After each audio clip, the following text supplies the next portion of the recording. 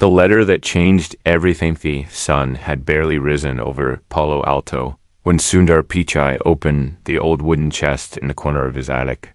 He wasn't looking for anything in particular, just wandering through forgotten memories on a quiet Saturday morning.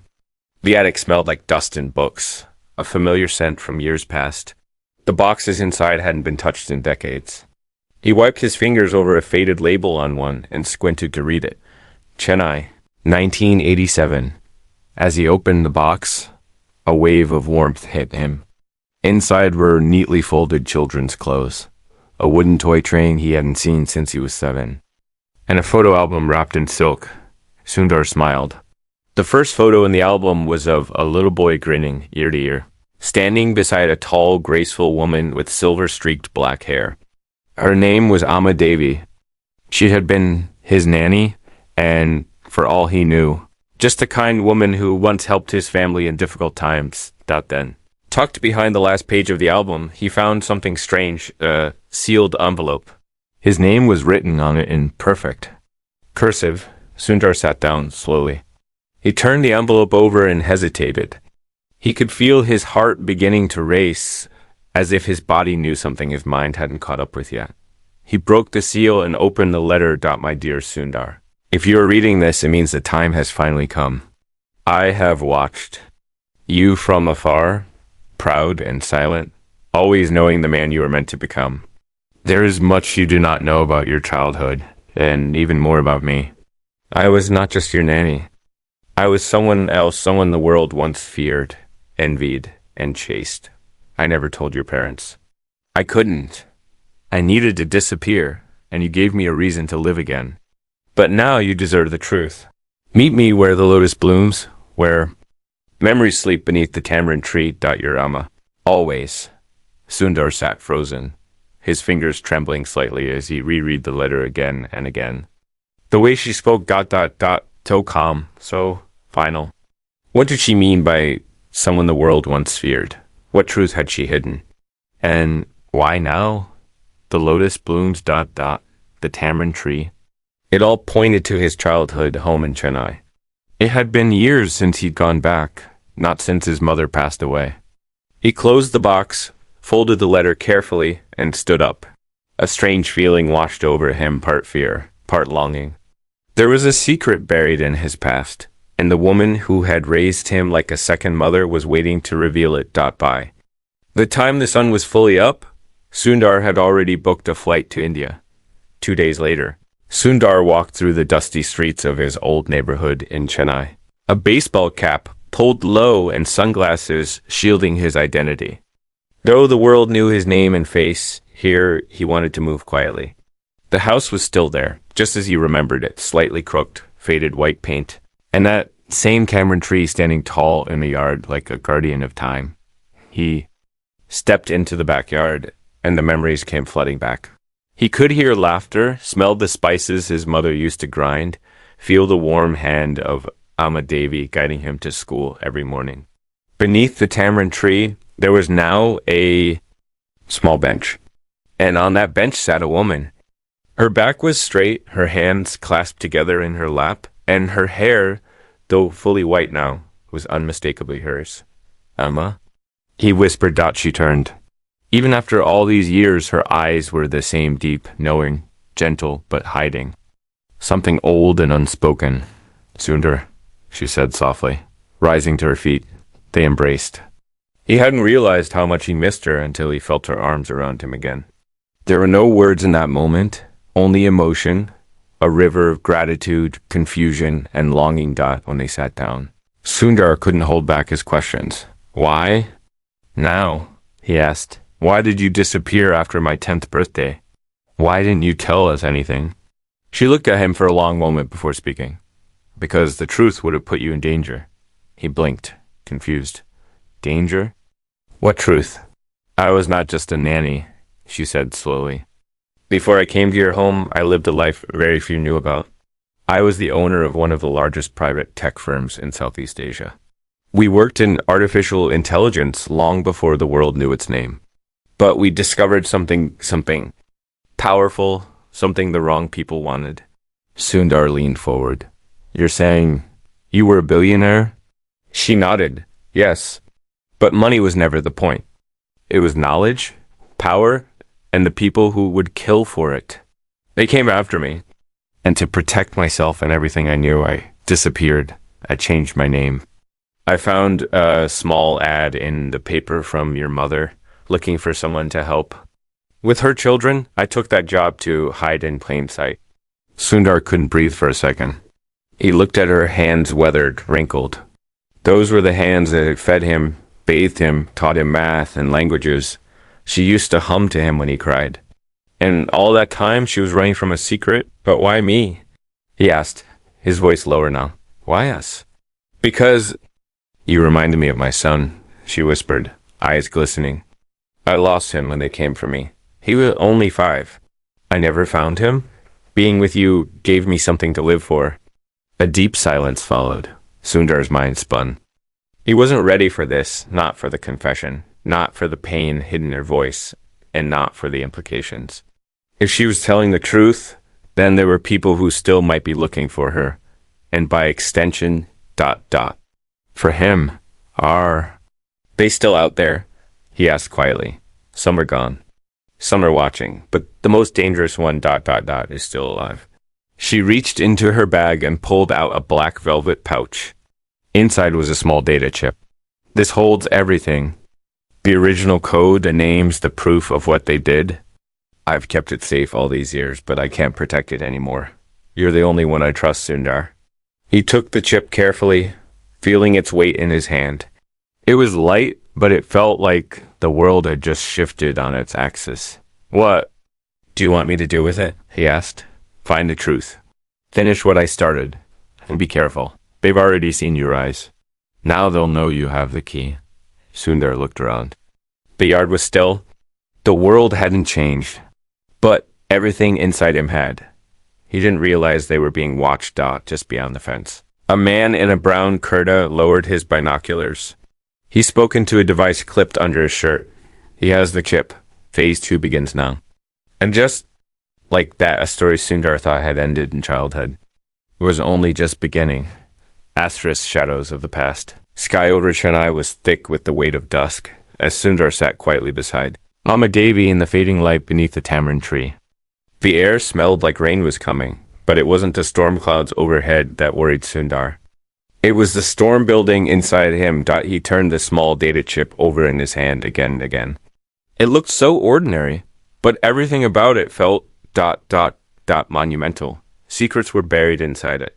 Secrets that people had once killed for. And now they were his burden to carry. Well, he said finally. Why me? Why trust me with something this dangerous? She reached out and placed her hand gently over his. Because you are the only one I've seen who still leads with kindness, even when the world throws you power. You've built things that help people. That's rare in a world obsessed with control. Sundar looked at her, feeling that same sense of awe he used to feel when he was a child, and she'd whisper bedtime stories in the dark. She had always seemed magical, like she knew things no one else did. Now he understood why ... she continued in a lower voice. This chip contains not only the original AI models we developed in secret, but also the list of funders and military contractors who manipulated our work. They wanted predictive surveillance. I wanted adaptive compassion. They turned it into a weapon. I left when I realized my code was being used to track political refugees and silence dissent. Sundar felt a chill run through him. He had always believed in technology as a force for good, but this was something else. This was the side of progress that crept in quietly and devoured what was sacred. What do they want with it now? He asked. To destroy it? She said simply. Because if it comes to light, they'll lose everything. Reputations, power, even freedom. Before Sundar could speak, Amma's expression changed. She grew still. Her eyes narrowed toward the far corner of the yard. Instinctively, Sundar turned, but there was nothing there. Just shadows. We need to go, she whispered. They stood, and Amma moved faster than he expected for her age. She led him through the back of the house and into the old servant quarters. From under a loose floor tile, she pulled out a leather satchel. What's this? Sundar asked. Everything I didn't write in the letter, she said.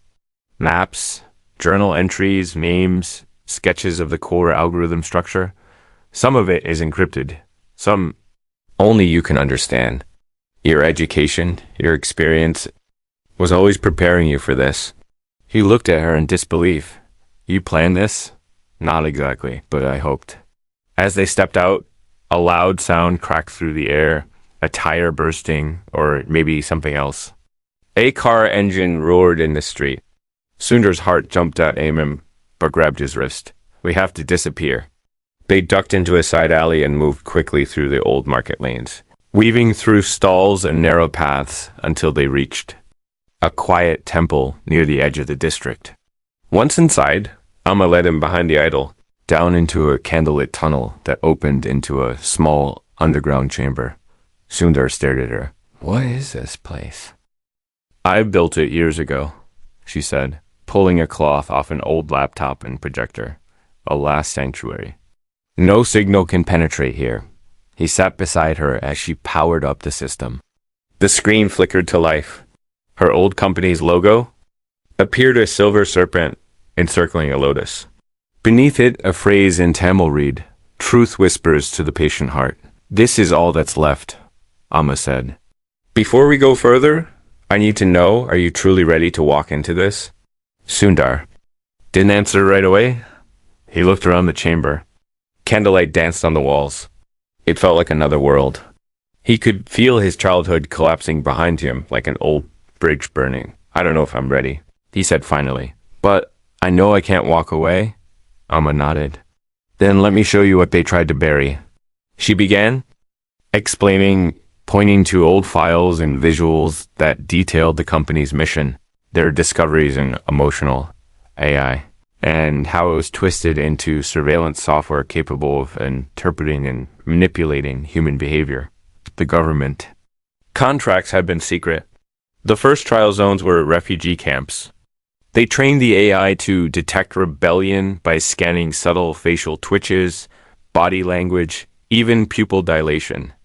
They created fear prediction, she said, and it worked. Too well, Sundar leaned forward. Why didn't anyone speak out? Some tried, she said quietly. They disappeared. I survived because I vanished before they could erase me. They thought I died in a fire I staged in my lab. He stared at her in shock. You faked your death? Yes, she said. And for the last 30 years, I've been waiting to see if someone like you could finish what I started. Someone with influence but still humble enough to care. Sundar sat back, overwhelmed. His mind spun with everything she had just shared. Governments, covert trials, vanished scientists, an entire ethical framework wiped out and replaced by silent domination. But before he could ask more, a flicker of movement appeared on the screen. Static. Then a line of code blinking in red. Amma froze. They found us.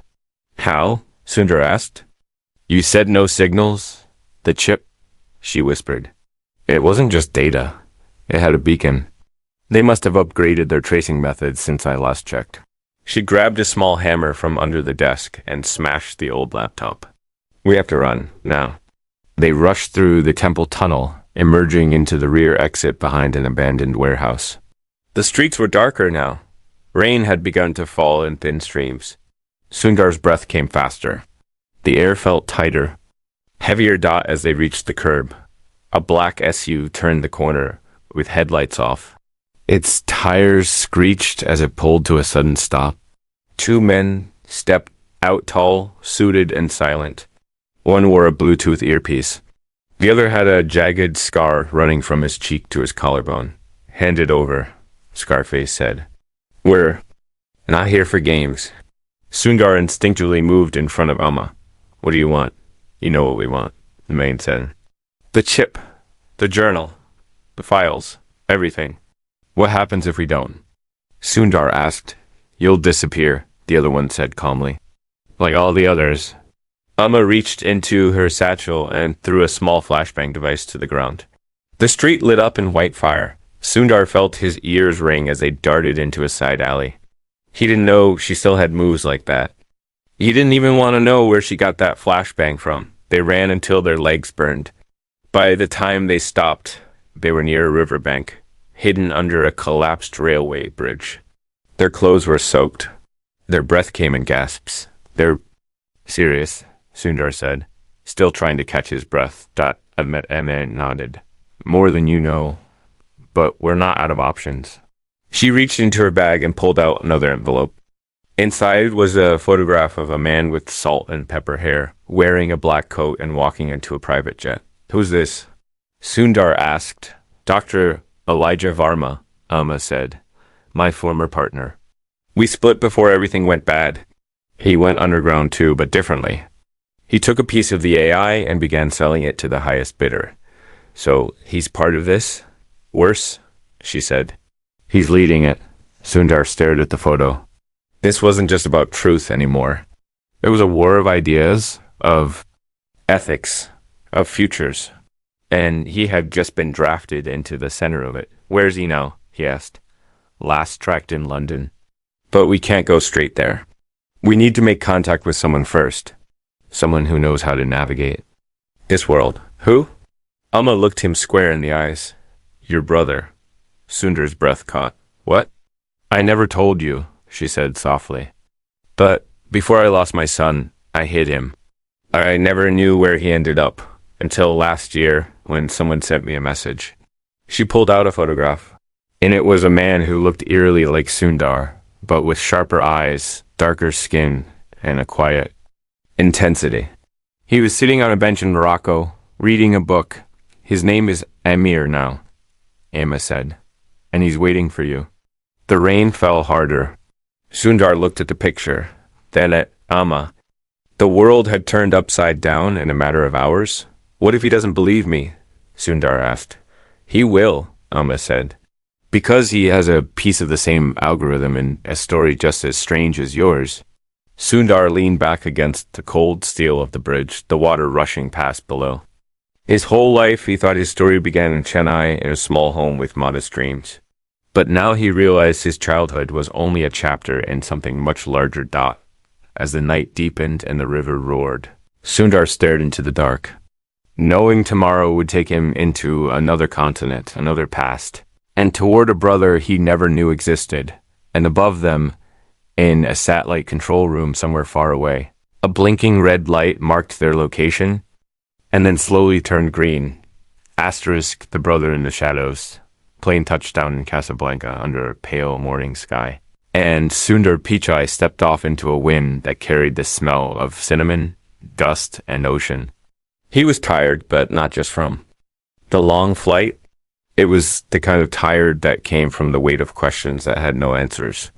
From the weight of truth that kept peeling back, layer after layer, until all you were left with was more mystery. Beside him, Amma Devi moved slowly but purposefully. Even in her 60s, after a life on the run, she walked like someone who still had unfinished business. Her grip on the satchel, now carrying both the data chip and the leather journal, had only grown tighter since they escaped Chennai. And her eyes were sharper than ever. They didn't take a car. They didn't use GPS. Instead, they moved through the old city like ghosts, disappearing into the maze of alleys, bazaars, and cafes. Amma seemed to know exactly where to go, as if she had memorized every crack in the street long before they arrived. Finally, after almost an hour of weaving through narrow lanes, they stopped outside a small tea shop with faded blue walls and hanging lanterns. The sign read, "Le silence du sable," the silence of sand. "He comes here every Thursday," Amma said, her voice low. "He reads. He never stays long." "If we're lucky, we'll catch him," Sundar nodded. He stepped inside first, the scent of mint and honey washing over him. The shop was quiet, with only a few elderly men playing chess in the corner and a young woman behind the counter humming softly to herself. Then, toward the back of the room, at a small wooden table near a window, he saw him. The man was dressed in a dark shirt, sleeves rolled up, a leather journal open in front of him, a cup of strong coffee beside it. He had a trimmed beard, thoughtful eyes, and a stillness about him that reminded Sundar of their mother.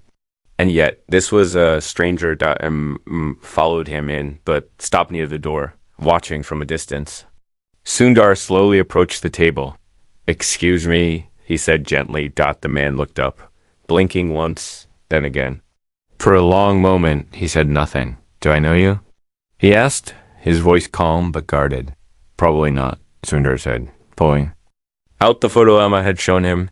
He placed it on the table. But maybe you know her? The man looked down. When his eyes met Emma Davies' face, the stillness broke. He leaned back in his chair, visibly shaken. Double quotes. Where did you get this? He asked, now louder, drawing the attention of a few nearby patrons. Sundar leaned closer. She's outside. She's real, and she's her mother. His hand trembled slightly as he reached for the photo again.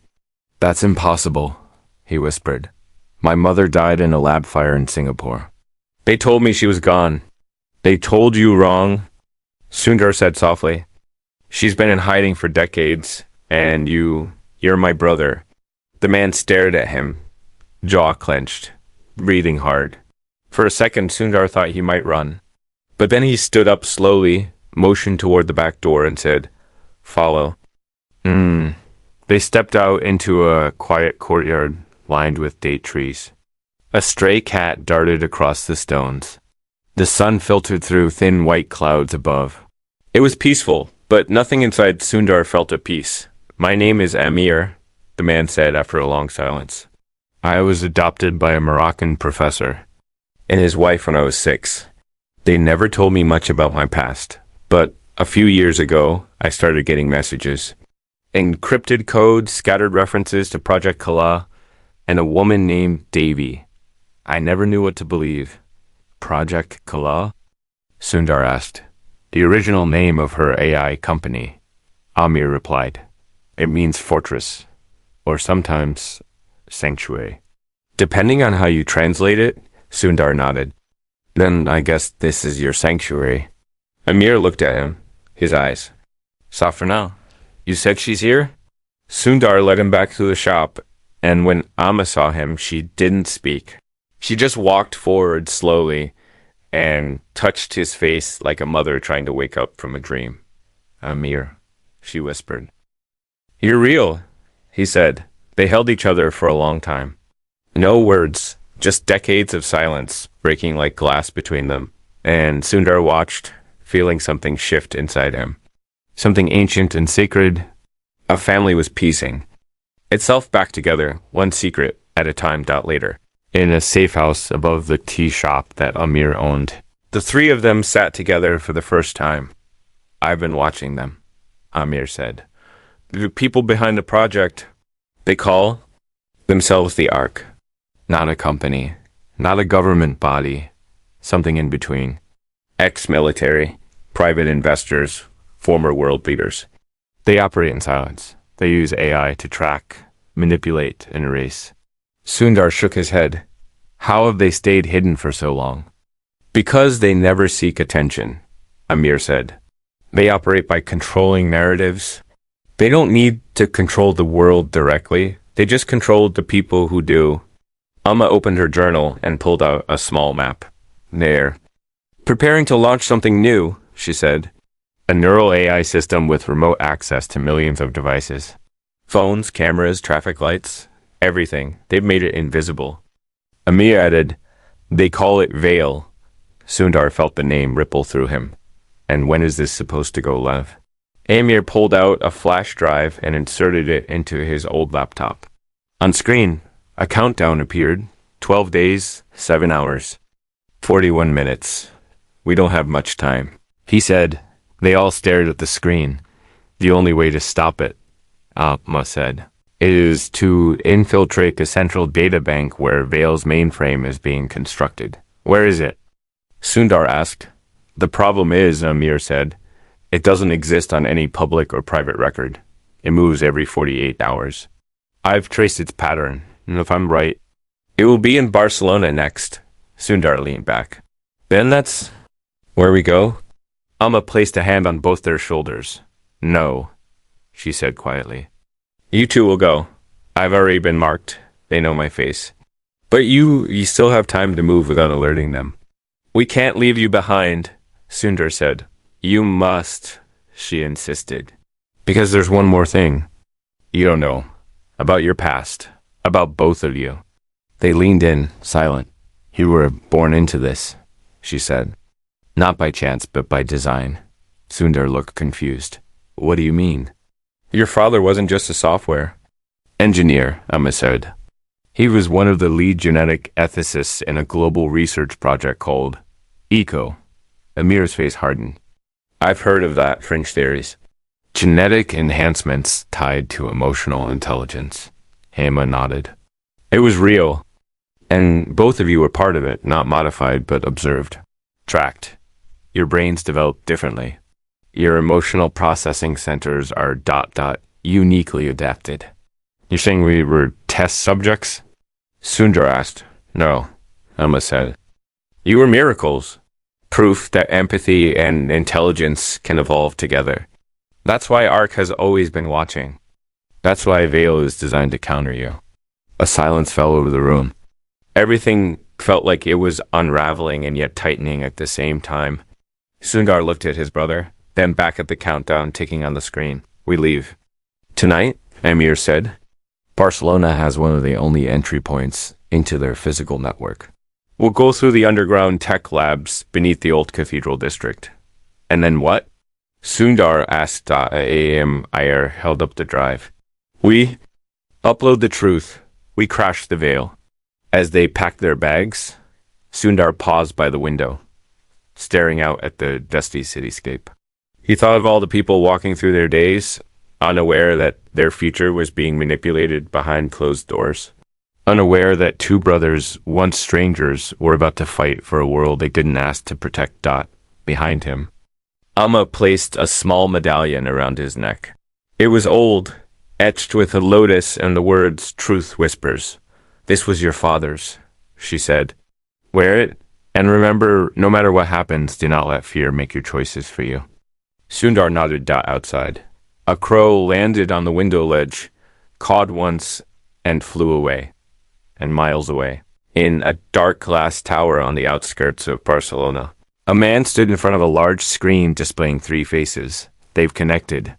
He said. Another voice replied from the then prepare the veil. It's time to silence the past. Asterisk the vault beneath Barcelona. Rain came down in a soft, rhythmic patter as Sundar Pichai and his brother Amir arrived in Barcelona under the cover of early dawn. The airport was quiet, the city still rubbing sleep from its eyes. They moved, like shadows through the streets, slipping into alleyways, ducking past surveillance cameras. Their steps guided not just by instinct, but by the urgency of something much larger than themselves. Somewhere beneath this city, the most advanced artificial intelligence ever created real was preparing to come alive. And with it, the Ark would gain control over the world's truth. They arrived at the heart of the Gothic quarter just before sunrise. The old buildings loomed like silent sentinels, their centuries-old stones hiding secrets in their cracks. The cathedral stood at the center, quiet and magnificent, its spires piercing the sky. It wasn't what it appeared to be. Amir had explained. During their flight, underneath the city's historic charm lay an underground maze of forgotten tech tunnels, abandoned subway routes, and repurposed research labs. And somewhere inside that labyrinth was Veil's rotating core, node hidden in plain sight, constantly moving to avoid detection. AMIR pointed to a weathered iron gate tucked into the side of the cathedral's foundation. This is one of the access points, he said. It used to be an emergency evacuation route in the 1930s. Now, ARC uses it to access their mobile command bunkers. Sundar looked around. The street was still empty. But every second that passed made his skin crawl. He could feel the weight of eyes somewhere just out of view, watching, waiting. Once we go in, Amir said, there's no signal, no backup, no escape, unless we finish what we came to do. Sundar gave a small nod. Then let's finish it. They pried the gate open and slipped inside. Darkness swallowed them immediately. The air was thick with dampness. and the scent of mold and rust clung to every wall. Amir led the way with a small flashlight, its beam cutting a thin path through the black. They moved silently, each footstep echoing in the narrow passage as they walked. Amir explained more about the Ark's methods. Veil isn't just an AI system, he said. It's a perception filter. It doesn't rewrite reality, it rewrites what people believe is reality. It learns your fears, your triggers, your doubts, and it feeds you only what reinforces them. News, conversations, ads, even facial recognition. It's all curated to create emotional blind spots. Sundar frowned. So people think they're choosing, but they're being manipulated. Exactly, Anaya said, and they never know it's happening. They just become more divided, more afraid, easier to control. Sundar shook his head. It was worse than he imagined. Veil wasn't just a surveillance tool. It was a psychological weapon. After nearly 30 minutes of walking, they reached a steel door embedded in the wall of a tunnel that had once carried trams beneath the city. Amir pulled a small black card from his coat. I hacked a dormant access key last year, he said. Should still work. He pressed the card to the scanner. Nothing happened, then suddenly the scanner lit up green, and the door hissed open. They stepped into a room bathed in blue light. Massive screens lined the walls, displaying data streams in real-time heartbeat patterns, sentiment analysis graphs, emotional temperature maps of entire cities. The center of the room held a large black monolith, pulsing softly within her. Light, this was it. The Veil node. Sundar approached it cautiously. The structure felt alive, humming faintly, as if it were breathing. We can't destroy it, Amir said. That would trigger an auto backup protocol and scatter it across satellite servers globally. Instead, we inject a Trojan script, one that makes the system reverse itself, amplify empathy instead of fear. How long will that take? Sundar asked. If the code uploads clean? 3 minutes. They gotta work. Sundar handled. Interface, his years of leading one of the most powerful tech companies in the world, gave him a natural fluency with the architecture, though even he was stunned by how advanced Veil was. Amir handled the script, typing fast, his fingers dancing like lightning across the keyboard. Everything was going smoothly. Until the lights changed. A soft alarm pulsed through the walls. Not loud, but steady like a heartbeat growing faster. They know we're here, Amir said. How much longer? Sundar asked, eyes still on the code. 1 minute, 20 seconds. Can we hold them off? Amir pulled a small handheld device from his bag. I've got one at burst. It'll knock out electronics in this room, give us a clean upload. But it'll also kill the lights, the locks, everything, including our exit options. Do it, Sundar said. Amir nodded. He activated the device. Everything went dark. The hum of Veil stopped. The screens flickered, went black, then lit up again, this time glowing white. The script was working. Sundar watched as data lines began to shift, slowly but clearly changing direction. Emotional feedback loops reversed. Predictive behavior. Maps began highlighting hope instead of fear.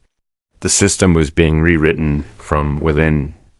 Just then, footsteps echoed in the tunnel behind them. Heavy, fast. They're coming, Sundar said. Amir glanced at the screen. 20 more seconds.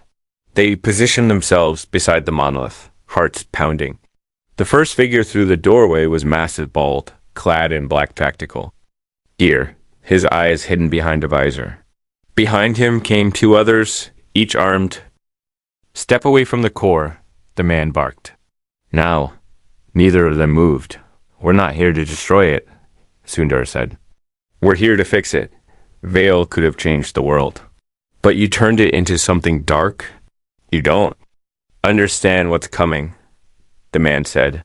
This world doesn't survive without control, without pressure. Freedom is chaos. No, Sundar replied. Freedom is choice. The man raised his weapon. Amir reached toward his belt. No sudden, but before the man could finish, Amir triggered a second device hidden in his jacket. It wasn't an explosive, it was a localized flash emitter, blinding and disorienting. The room flooded with white light. Sundar dove forward, grabbing the device from the console as the upload completed. The monolith glowed gold. A burst of energy flowed outward, knocking the guards back. Sundar and Amir ran through the confusion. Up the side hall, deeper into the tunnels. Alarms wailed now. The Ark would send reinforcements. The brothers had minutes at best. They burst through a stairwell and climbed for what felt like forever. The ground shook behind them, Vale's systems beginning to crash and reset. The algorithm was fighting itself now. Empathy versus fear.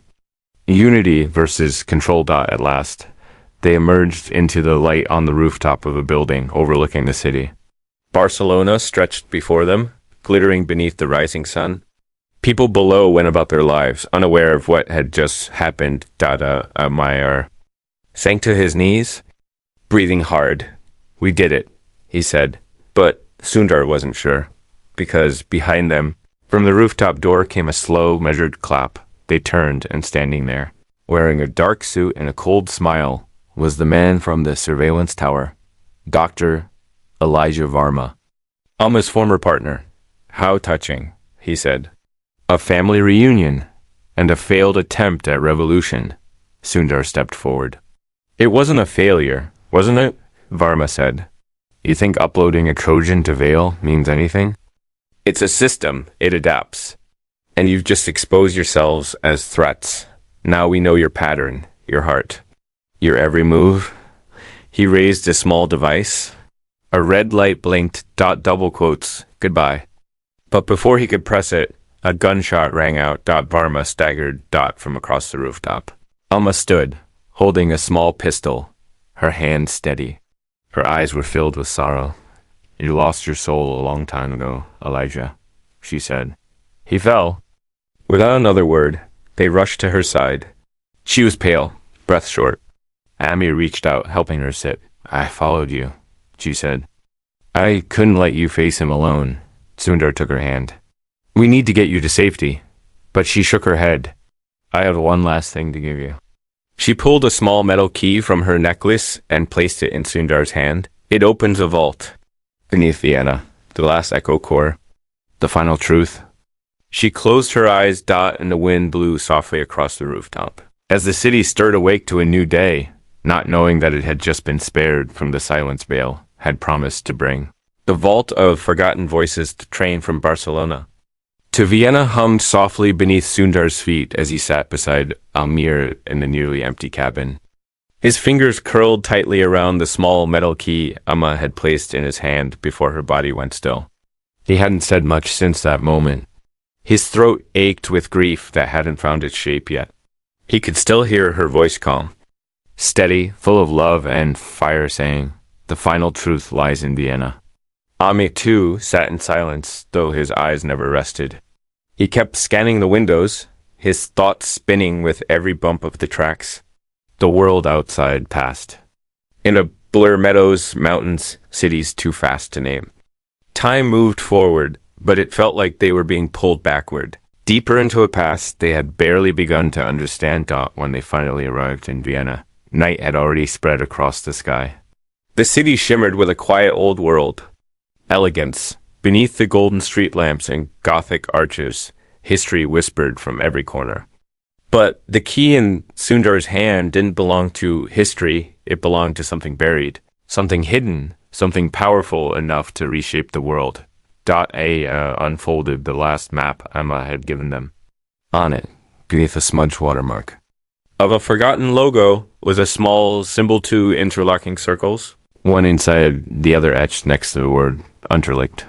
It was German for underlight, and according to Amma, it was the name of the hidden foundation built by Echo in the early 1980s, disguised as an abandoned wine cellar beneath a centuries-old monastery near the edge of the Danube River. The next morning, under a pale gray sky, they arrived at the monastery. It stood tall on a hillside, wrapped in ivy and silence. The monks who had once lived there were long gone, and the structure had been shuttered for decades. A faded sign near the gate warned visitors to stay away due to structural instability. But nothing about the building felt unstable, if anything. It radiated a heavy, watchful presence, like it was waiting for someone. They slipped through a rusted side entrance, flashlight beams cutting through the dust and decay. Every step echoed through stone corridors that smelled of damp earth and forgotten prayers. The deeper they went, the quieter the world became. It was as if sound itself had been swallowed whole. Finally, they found a narrow staircase descending into darkness. At the bottom was a steel door, half hidden behind crumbling bricks and an old altar. Sundar reached into his coat and pulled out the key.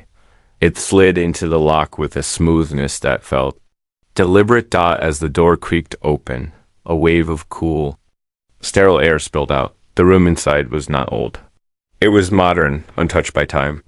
Fluorescent lights flickered on automatically. Thick steel walls curved around them. A biometric scanner blinked softly in the corner. "This is not just a vault," Amir said, eyes wide. "It's a containment chamber." They stepped inside. The chamber was circular, like a dome turned inward. In its center sat a single pedestal, and on it, encased in a transparent cube, was a large crystalline drive, glowing faintly with a bluish hue. It looked unlike anything Sundar had ever seen. Beside it, a small interface screen came to life. "Welcome, Davy." "Authentication required." Sundar hesitated. Then he reached out, placed his hand on the scanner. A second passed. "DNA match, Davies." "Kin. Access granted." The cube hissed open. "This is it." Sundar whispered. AAMIR carefully lifted the drive from its case and inserted it into the console beside the screen. As the system booted, images flickered across the curved walls, holograms. Recordings, documents. It was a living archive of the Echo project. And as it began to speak, Sundar felt the truth begin to unravel in layers far deeper than he had ever expected. A voice, calm and genderless, filled the room. Project Echo, initiated 1979. Objective: develop ethical frameworks for emotional, using naturally empathic genetic subjects. Hypothesis: empathy and intelligence can be interwoven into a cognitive model that can counterbalance fear-based societal control. Footage appeared. Sundar's mother and father, younger, in lab coats, speaking passionately about the future of human evolution, not through machinery, but through nurturing emotional depth. They spoke of their children, not as experiments, but as living examples of what humanity could be. Subject A, Amir. Subject B, Sundar. Early results confirmed high empathy index correlations with advanced pattern recognition. Deviation event. Arc infiltration. A new wave of images swept across the wall. Men in suits. Labs burning. Files being stolen. Dr. Elijah Varma's face appeared again. Younger, but already calculating. Echo terminated 1989. Survivors scattered. Project archive. The screen paused. AAMIR turned to Sundar, his voice tight. "We were never accidents. We were the reason Echo existed." Sundar stared at the wall, heart pounding. And Veil was Ark's attempt to twist the same model for control. The voice continued. Final Echo directive. Safeguard the emotional framework. Should Veil become active, release counter schema. File name, Awaken Protocol. "It's here," Sundar said. "The emotional key, the antidote to Veil." Amir nodded. "We need to extract it, distribute it globally." They began the process. The drive split the protocol into encrypted packets, each one embedded with organic emotional cues, human stories, recordings, lessons drawn from real-life examples of empathy triumphing over fear. It was a digital blueprint for awakening consciousness, for rekindling human connection in a world slipping toward division. As they worked, a faint sound echoed through the vault. Footsteps. Sundar froze. AAMIR stepped back from the console and reached for the flashlight. A voice called out from beyond. "The door?"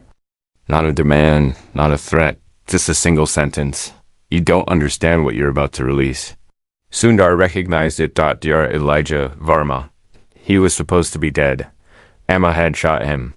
They had seen him fall. The door slowly opened. And there he stood, wounded, arm in a sling, but alive.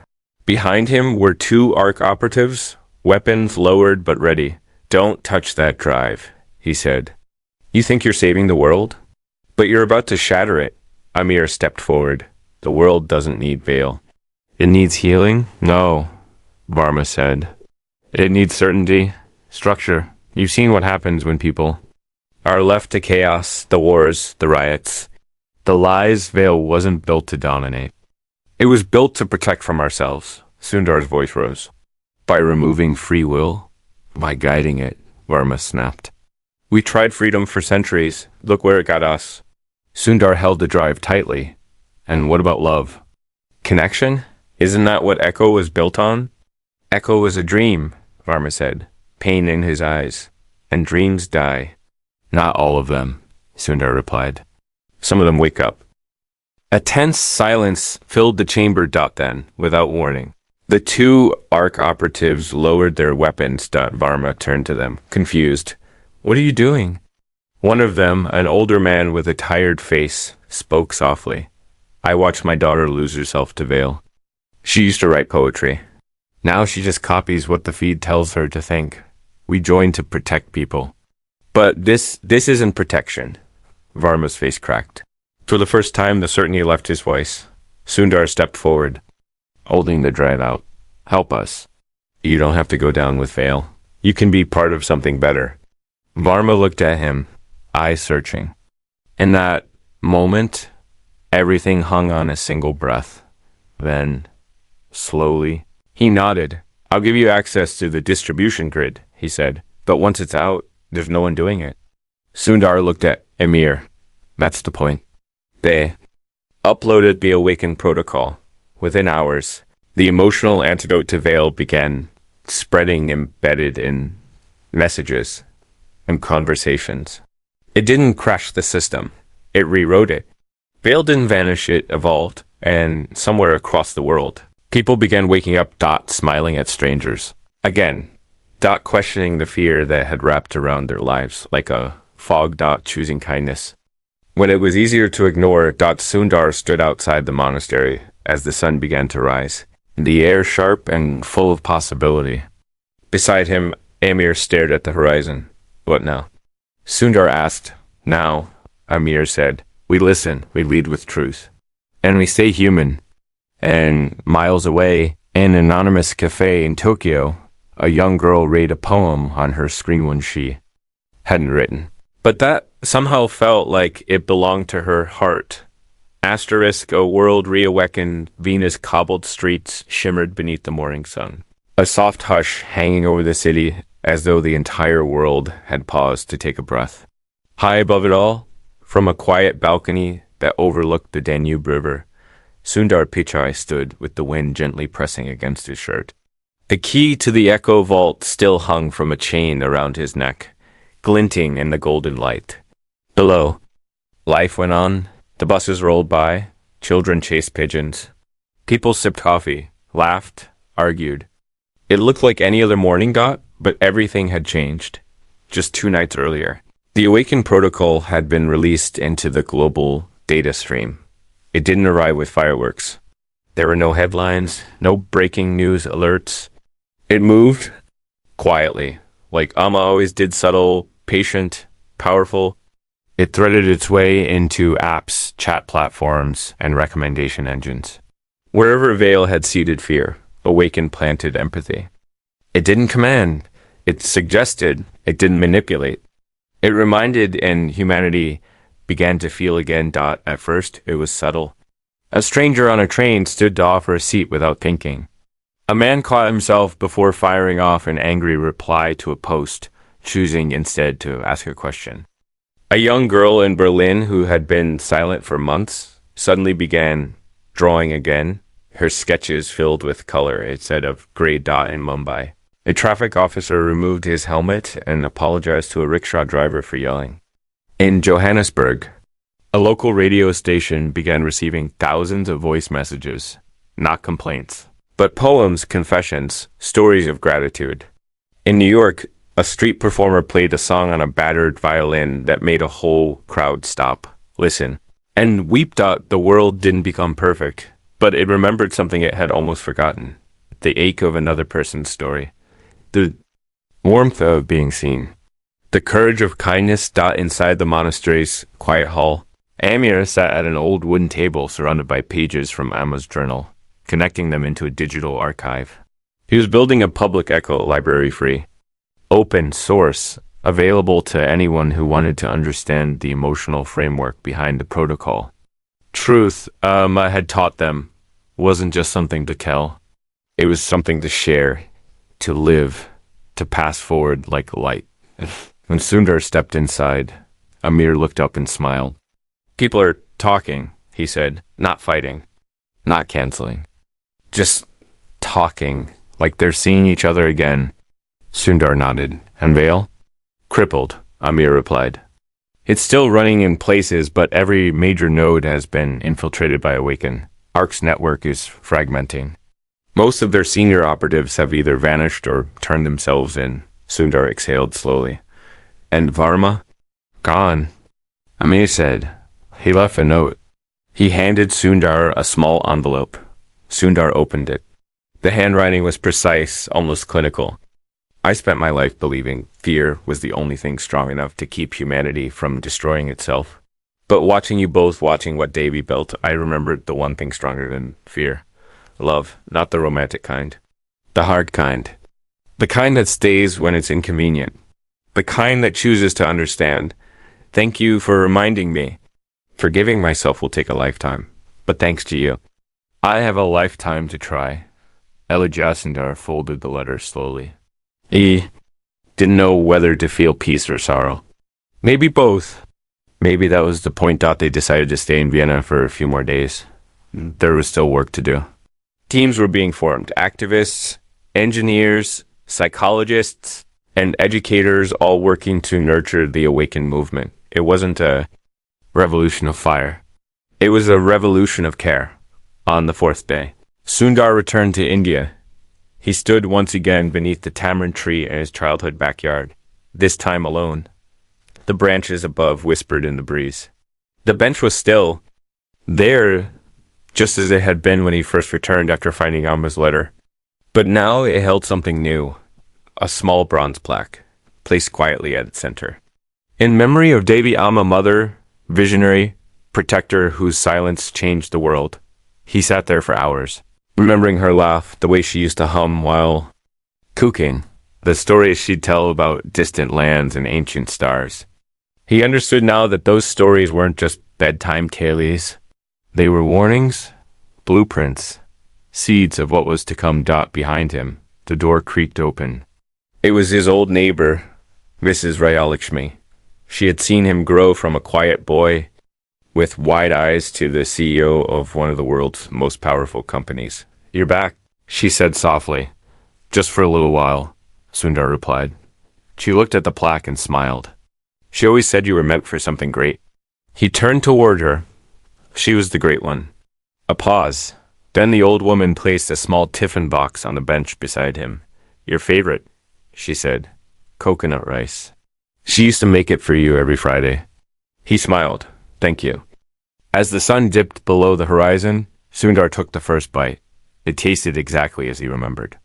For a moment, the world fell quiet, and he allowed himself to cry not out of sorrow, but gratitude. Later that night, back at his hotel in Chennai, he turned on the news. The anchor's voice was warm, sincere, almost amazed. Across the globe, emotional engagement has risen nearly 20% in the last week. Experts say we're witnessing the early stages of what may be called the Awaken era. Studies show reduced aggression in digital spaces, increased acts of compassion in public settings, and a noticeable shift in youth behavior patterns toward creativity and community. While the source of this shift remains a mystery, people everywhere are describing it as a feeling, like waking up from a dream they didn't know they were having. Sundar turned off the screen. He didn't need the credit. Neither did Amir. Neither would Amma have wanted it. This wasn't about recognition. It was about returning the world to itself and somewhere half a world away in a school in Kenya. A boy who used to be bullied stood in front of his class, sharing a poem he wrote about kindness. The teacher cried, and the class stood and clapped, not because they were told to, but because they felt something stir in them. In Brazil, a politician admitted he'd been wrong about a policy, and the public embraced him for it. In Seoul, a robotics engineer scrapped her latest design and started over, not with the goal of making machines faster, but with the goal of making them feel more human. And in California, at a tech summit, Sundar stood on a stage, not as a CEO, not as a billionaire, but as a son, a brother, and a man who had learned what truly mattered. Technology, he said, is a mirror. It reflects who we are, but if we're brave, if we're patient, it can also help us become who we're meant to be. He paused. The room was silent. In the end, he continued, the most powerful code isn't written in ones and zeros. It's written in empathy, in forgiveness, in hope. And if we can teach machines to understand our hearts, maybe it's because we're finally remembering how to understand each other. When he left the stage, there were no fireworks, no applause loud enough to shake the walls. But in the audience, someone stood, then another and another until the whole room was standing. Not for him, but for the truth. Later, as Sundar walked through the corridor, he pulled out the medallion Amma had given him, the one etched with the words, truth whispers. He touched it gently. I hear you. He whispered back. And the world kept turning, not as it had been, but as it could be. Asterisk.